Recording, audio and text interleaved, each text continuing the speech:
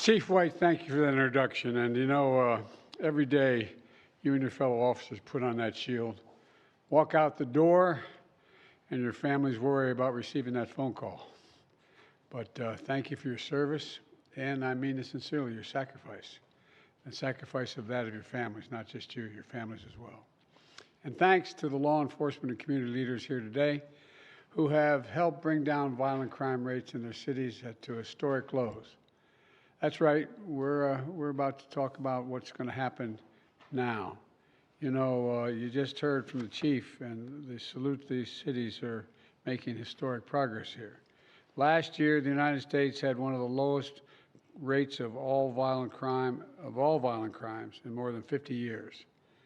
Murder, rape, aggravated assault, robbery, all dropped sharply, along with burglary, property crime, and theft. And it matters. As president, public safety and crime reduction is a top priority for my administration and for me, and it has been for a long time, back when I was chairman of the Judiciary Committee. You know, since day one, my administration has been working with law enforcement, mayors, and community leaders to do what we know works to keep people and communities safe.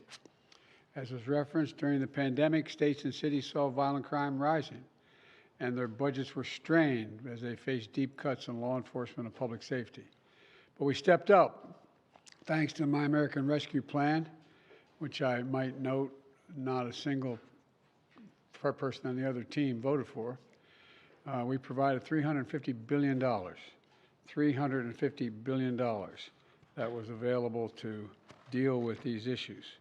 You know, and the fact is that we find ourselves, we could use this money to keep law enforcement on the beat, communities safe from violence. We invested $15 billion to make their communities safer, and we added billions more in grants to help. The Justice Department invested in law enforcement and community violence interruption programs. Because the American Rescue Plan, we have the largest federal investment in fighting crime and preventing violent crime at any time in our history. And that's a big deal. You know, we know being in law enforcement is harder than ever, but and we expect you to be everything to everybody. That's why we've invested in more crisis responders who work alongside police officers, as the chief said, mental health and social workers who respond to nonviolent crimes as well. More investment in recruiting, retaining, and training officers. More investments in violent prevention to get guns off the street. And on top of that, we're hiring more U.S. attorneys, recruiting more U.S. Marshals, and investing more in technology and training to clear the court backlog, solve murders, and to deal with apprehending violent fugitives. And we're also working hard to ensure bonds of trust between officers and the people you all serve. My budget calls for more officers in the street, trained in community policing, walking the beat, working hard hand in hand with community leaders and partners and to gain public trust and advance public safety.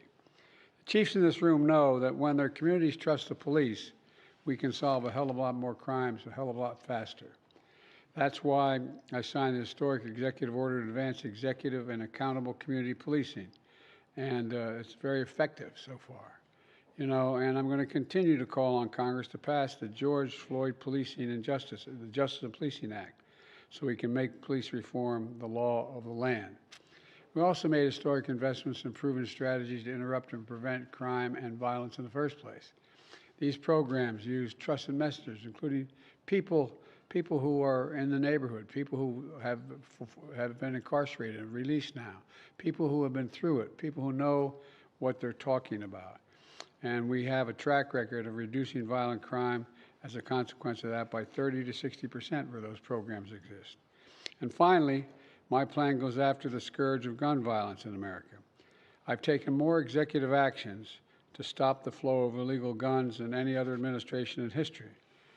And we beat the NRA when I signed the most significant gun safety law in nearly 30 years. And we're going to finish the job. We're going to ban assault weapons and high-capacity magazines next time around because it has to be done. I formed the first ever White House Office of Gun Violence Prevention, and I thank Vice President Harris for overseeing this important effort. Let me close with this. Our plan's working, but we still have much more to do, as everyone at this table knows. And that's why we're here today. My administration is going to choose progress over politics, and communities across the country are safer as a result of that policy. There is no greater responsibility than to ensure the safety of families, children, communities, and our nation. And with that, I want to turn this over to Neera Tandon, my domestic policy advisor, and we'll get this discussion going, okay? Thank you. Thank you. I would like to invite the press to exit before we start our discussion. I'd like to...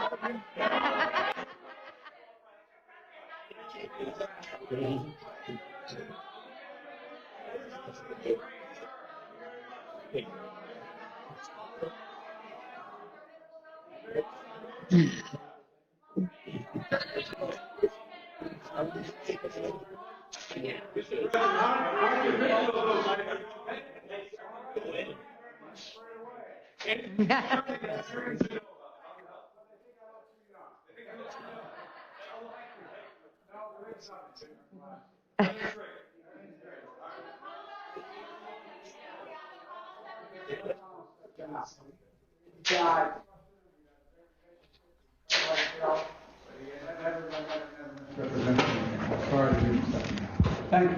Okay, on your executive protecting privacy, how concerned are you? The American privacy. Thank you.